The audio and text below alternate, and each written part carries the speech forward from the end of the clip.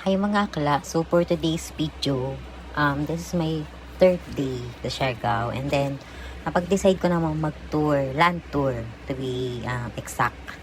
So dito, ang ginawa ko para mas mapamura yung budget ko, kasi nag-rent na lang ako ng mga nagmamotor doon. So meron kasi doon mga local naman na nag-aalok sila ng ganyang tour, tapos itutour ka na lang nila.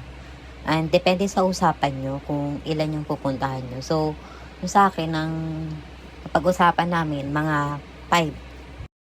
So, first, kung pinuntahan is yung Palm Tree View. Yan.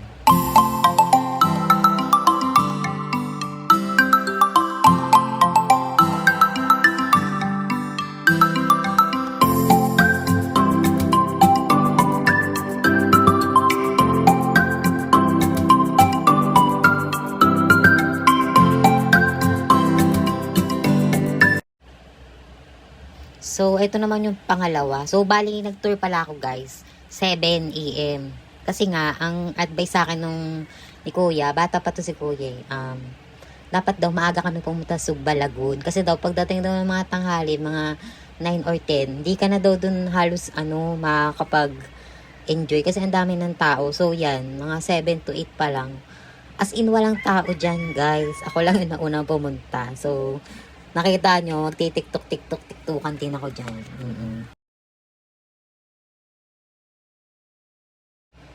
So, yun, ang entertaining din dito ni Kuya, ha. Pati nga pala yung entrance fee nila dito is 20 pesos lang. Yung binayad ko. Di ko alam kung ayun talaga yung tamang fare. Pero yun lang yung sinigil nila sa akin dito. Tapos yan, pwede ka na mag-picture-picture. Kasi meron sila dito ino-offer na lagoon. Yung pupunta ka talaga. As in, magbabangka kayo magbo-boat. Di ko na siya tinik kasi nga ako lang mag-isa. Baka mamaya makita na lang ako lumulutang lang ako sa gilid-gilid. Charis. Hindi, ayun nga. Ayaw ko din mag-boat. Para at least, kunyari, kung babalik man ako sa Siargao, meron pa akong pupuntahan. Ganun. Diba? Let's go!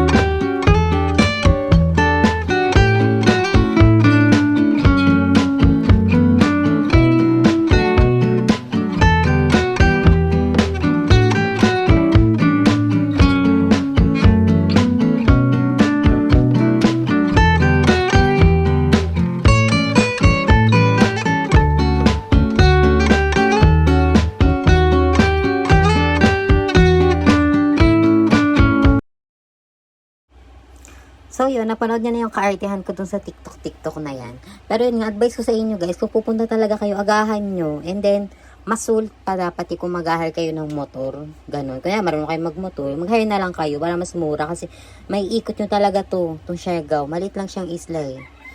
And then after nun, yung pang third, yung rock formation naman, yung pinuntahan ko. Ito, bongga talaga dito. Nag-enjoy ako dito, bakla. Sabi ko sa inyo, ito yung kung marirecommend na lugar dito sa Siargao. Kung pwede nga lang, dito ako magbababad mga isang araw. Ganda kasi dito eh. So, ayan, may mapapansin nyo din dyan, low tide pa. Yan. So, yung low tide pa, nakikita pa natin yung rock formation. Kasi sabi sa akin ni Kuya dyan, pag mga high tide na, mahirap na raw puntahan yung rock formation kasi maano na yun ng tubig. Yun. So, kita nyo dyan. Ang ganda. Ayan, diba? Ang ganda ng crystal clear. Bongga talaga. Enjoy na enjoy talaga ako dyan. Susunod, pag pumunta ko dito, may kasama ko dito ko siya idadalin. Kahit magtagal kami dito ng mga umaga hanggang hapon, sulit talaga. Ang ganda dito eh.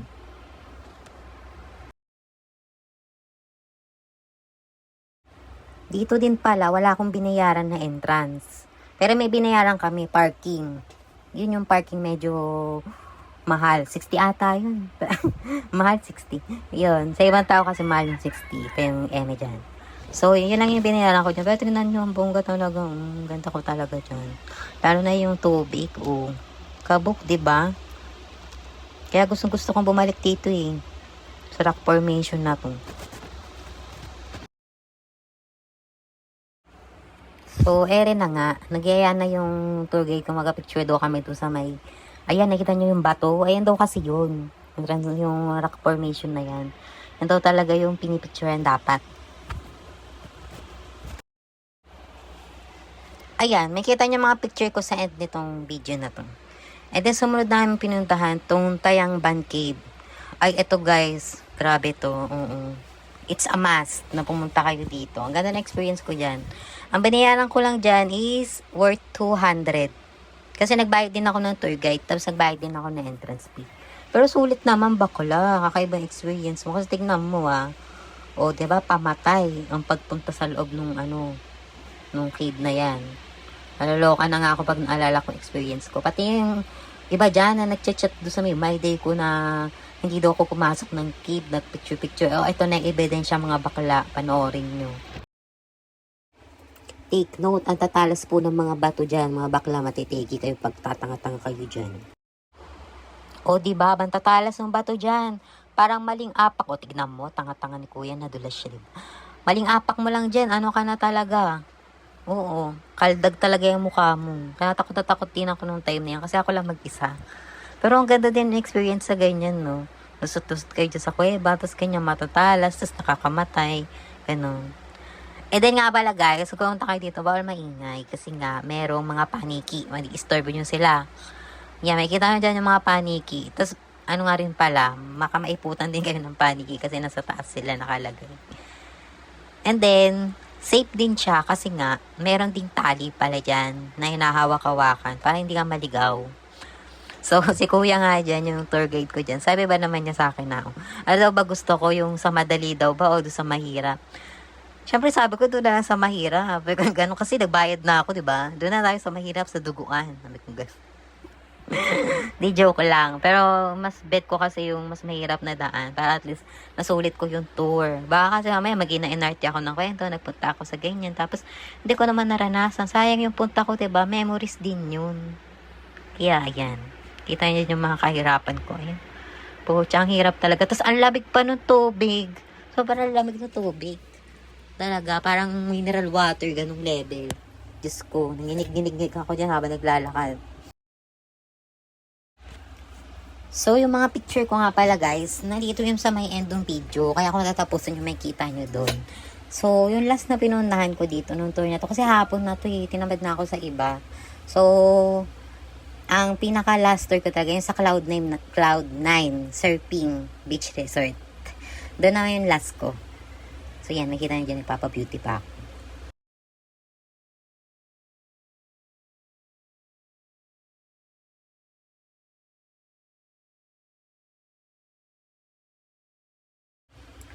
So, dito sa Cloud9, may entrance fee din dito, guys, ha. Pag kayo pumasok. Nasa 150 ata yun. Yung entrance fee nila. And then, pwede rin kayo mag-surf.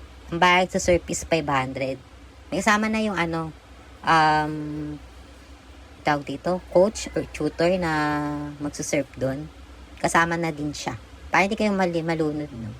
And also, kung magsusurf kayo, dapat marunong kayo lumangoy kasi nakita nyo doon, pumupunta talaga sila sa dulo. Kasi ako, nag-surf ako dyan eh. Hindi ko na na-videohan, pero experience ko parang hindi naman siya masyadong alam mo na, 30 minutes lang kasi, kaya medyo, hindi ako nag-enjoy. Siguro, mga 1,000, mga 1 hour, pwede na mag-enjoy. Kasi yung 500 mo, 30 minutes lang yun.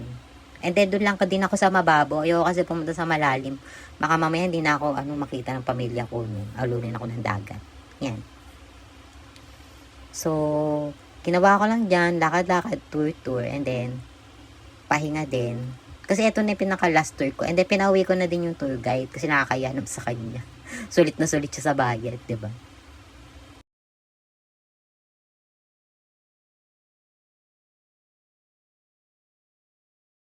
Mga magtatanong bakit pinauwi ko yung tour guide. Kasi nga, malapit na lang dito yung hotel na nakuha ko. Yung po yung Suits Hotel.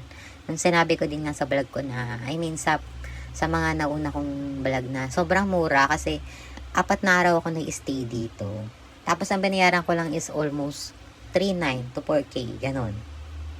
Kasi nga, yung may-ari ng hotel, pwede mo sila pakiusapan. Parang, pwede mo siyang i-chat sa booking.com kung magkano lang yung budget mo, ganyan. Eh, ako naman, talagang nataon lang na naka-discount, may promo. Kaya yun, grab ko na yung opportunity na doon. And then, di ako nagsisisi kasi nakakatuwa doon sa hotel ko, may wifi. Guys, ang hirap maghanap ng wifi at signal dito sa Siargao, ha. Pero yung nakuha kong hotel, may wifi siya. So, sa next, punta ko dito sa Siargao, doon ulit ako magbubook kasi pwede akong mag-work. Makakapag-work ako doon kasi napakalakas. Ano ba yung wifi nila? Starlink. O, diba? Taray. Bongga pang mayaman. Tapos yung Starlink na yun, tigi isang floor pa. Eh, nasa ano akong floor? Third or fourth floor ako. Kaya ang bongga talaga lakas ng signal. Hindi nag-aagawan. So, yun. Diba? Na-advertise ko pa yung hotel. Pero yun guys, kung gusto niyo mag-book na merong bungalow, na merong magandang view, magpa-book kayo sa kanila. Mabait yun, sa Puyosuts Hotel. Tapos yun, napagod ako, napaupo lang ako dyan. Hindi, nag-isip-isip na ako agad. Minsan kasi, di ba, kahit kayo din naman, parang kailangan nyo din minsan ng me time, ganon. Alone time, ganyan. Maganyan yung drama ko nung time na yan. Naisip ko lang kung ano bang plano ko sa buhay. After nito, ano mangyayari. Ganun. Mga time na yan. Nagsisenti moment ako niya. Pero hindi ko talaga siya magawang senti. Yan yung mga time na naisip ko na sana bata na lang ako. Ganun. Hingi ng baon. Gigising sa umaga. Kakain ng kapit pandesal. And then after nun, maglalaro sa labas. Ganun. Wala kang pinoproblema mga bills. Yan. Sobrang dami ng bills ngayong pagtanda. Hindi mo may isip kasi pag mag-isa ka like for example, like me, kasi ako ang breadwinner, iniisip ko agad dyan kung magkano yung mga gastos ko. Ganun. Yeah, pero nung nasa Cloud9 ako, masyado, marami akong naisip, maraming nag-reflect na bagay-bagay. Siya, let's go na kasi nga, magkagabi na yan, gusto ko na kumain. So, pumunta din ako dun sa Katangnan, barbecuehan. Katangnan yung pangalan nun pero this one, hindi naman siya kasama talaga sa tour ko. Parang napadaan lang ako. Kasi sinabi din ng mga local dito na masarap daw yung barbecue doon. Tapos affordable pa. Which is true naman talaga. Kasi inuwi ko siya sa may hotel. Doon ako kumain. Ang sarap niya talaga. Katangnan barbecue. Ayun. Ang sarap niya. So, nung pauwi na ako, nag-trike na lang ako. Nga pala guys, sa trike naman, pag maaga-aga pa, 30 pesos lang bayad doon. Pero pag gabi kayo nag-trike, kunyari pumarty kayo sa gabi, 100 ang bayad, bakla, pag gabi. Di ko alam bakit gano'n nag-iba yung rate. So, eto nga yung hotel na nabook ko. Kita nyo naman, sobrang linis. Lagi nililinis yan. And then, sa hotel na to, naglikpit muna ako ng mga gamit. Kasi bukas uuwi na ako, guys. So, naglikpit-likpit muna ako ng gamit. And then, ligo-ligo, kain. Yan ang ginagawa ko dyan. Diba? Ang ganda ng view. May pa-view sila. So, here na yung mga pictures ko doon. Yan, mga memories. Lagi nyo tatandaan, paggagala kayo, always takes pictures. Alam nyo yan. It's for memories and remembrance. And then, after nito, napagdesisyonan kong magtutulog na. Kasi tomorrow naman itong gala na to is mamimili naman ako ng mga pasalubong. So, nung first day and second day, nag-canvas na naman na ako ng mga bibilan. Pero, sana may makita akong mga mas mura. Kasi yung iba doon parang bracelet lang nagawa ng bata. Sobrang mahal na eh. Mga ganun level. So, yan yung mga picture ko guys. Ang bongga, diba? Kabog. So, yun na. See you tomorrow. See you on the next vlog. Next tour ko. Bye-bye.